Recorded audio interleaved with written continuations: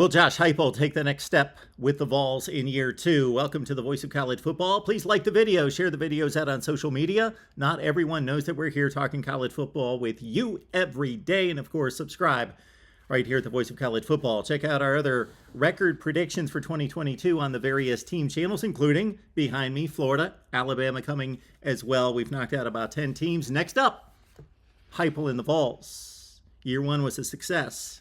Not an overwhelming record at 7-6, but competitive. Beat some good teams.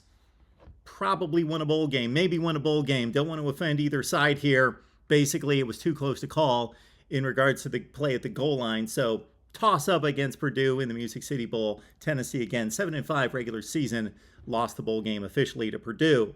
What's in store for 2022? And next step? Well, consider this.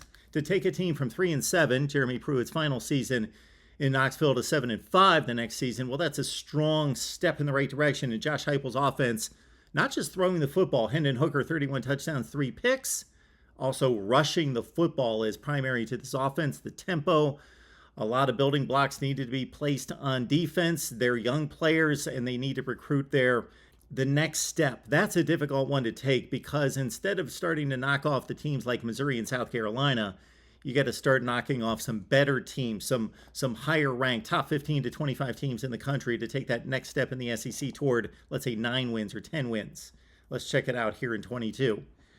Ball State, that better be a win. That's the first time that the Vols and Ball State have gotten together. That's on September 1st. That's a Thursday night in Knoxville.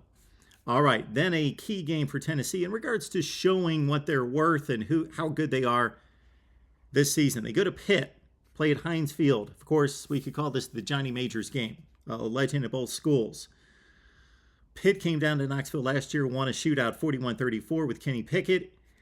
That game on September 10th, a big one for Tennessee on the national scene, playing at Pitt, the defending ACC champions. Akron, of course, that's a must-win, and that should be a blowout. The Vols are 2-0 all-time against the Zips. Then we get to SEC play. Here we go. Florida at home. The Gators have been not just a nemesis. This is a ridiculous nemesis for Tennessee football since 2005. 16-1 against the Vols. That game on September 24th in Knoxville. That would be a huge step in the right direction.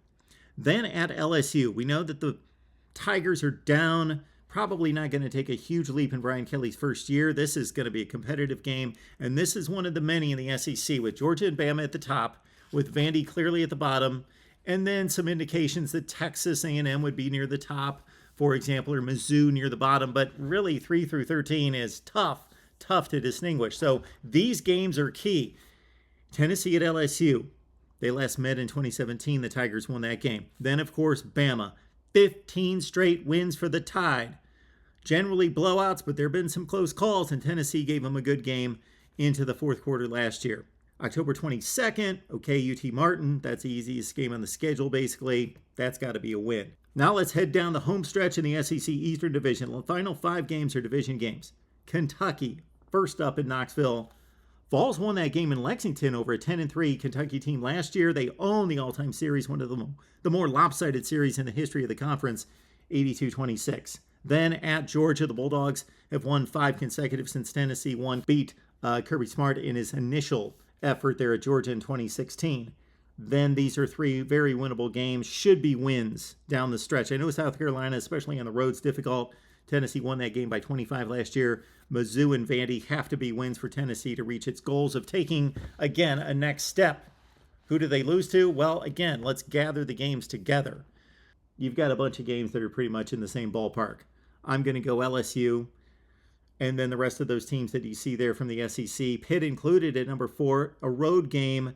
3 through 7 are pretty much the same teams. Then a drop off to Mizzou at 8. And then you see the rest of the games that Tennessee should clearly win, again, if they're going to reach their goals and move past the 7-win mark here in 2021. Do they do it?